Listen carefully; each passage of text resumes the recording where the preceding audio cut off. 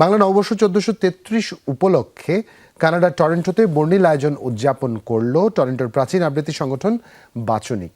গান, কবিতা, আড্ডা ও পুঁথি পাঠের সঙ্গে ছিল ঐতিহ্যবাহী নানান বাঙালি খাবারের আয়োজন।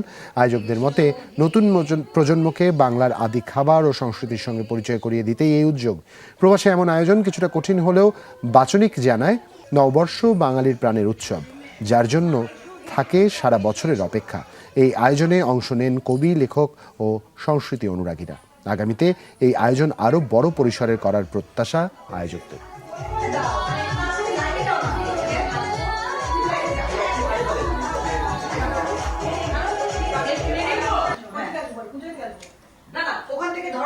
আমি খাওয়া খাইনি এখন।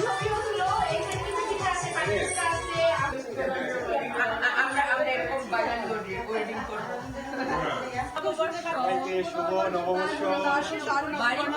রোদ কি সুন্দর মা হাসে বাবা, এই তো গান।